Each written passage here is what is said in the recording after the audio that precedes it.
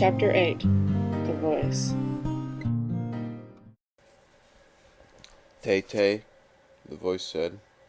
Taylor blinked and stopped dead in his tracks. Tears burned in his eyes. Sweetheart. Taylor was now crying full on.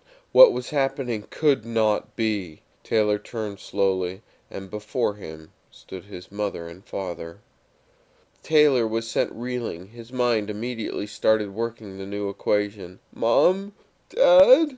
Taylor asked, his lip trembling, his body beginning to shake. Trisha turned on her heel and gasped. She stood in shock along with Amy. Taylor's mother came forward and embraced him. He fell against her, his father also falling into the embrace.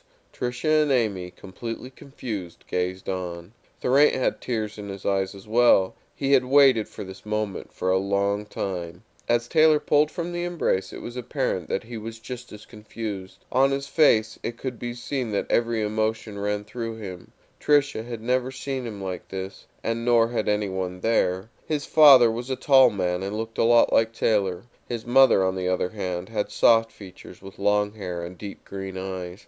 Taylor stood reeling, slowly putting the equation together, his emotions turning more and more toward anger. Trisha did her best to comfort him in any way she could, which sadly was nothing at all. Amy, also stunned, looked at Thorant, who had a horrible look on his face. He had seen this coming. In fact, he had even warned Taylor's father about it.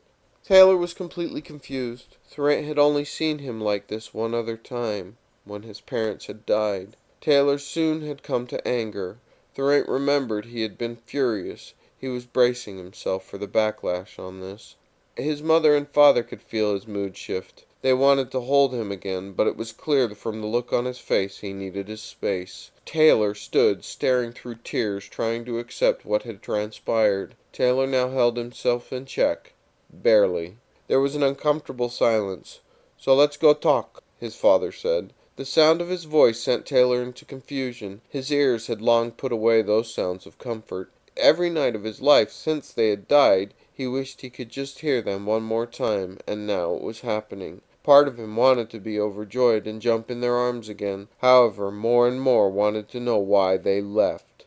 Taylor and the rest followed them into a door. This was their apartment. It was nicely done with light colors. When they walked into the halls, the walls were covered with pictures of Taylor. In fact, there were pictures of him everywhere you looked. Not only pictures of when he was a little boy, but more recent pictures. They had been watching him the whole time. This made Taylor more angry. He was not in any state of mind. He felt out of control, which for him was an odd and unsettling feeling. They were led into the living room, and it was done in a very warm manner with large, comfy couches. Taylor sat next to Trisha, not knowing what to make of his parents. He looked at her. She smiled and patted him on the leg. He felt a wave of calming energy flow off of her. He gave her the closest thing to a smile he could muster. She smiled back and turned her attention to his parents. Taylor's eyes lingered on Trisha for a moment longer, not wanting to deal with the reality in front of him. "Do you need anything?" Taylor's father asked. "Yeah, answers," Taylor replied.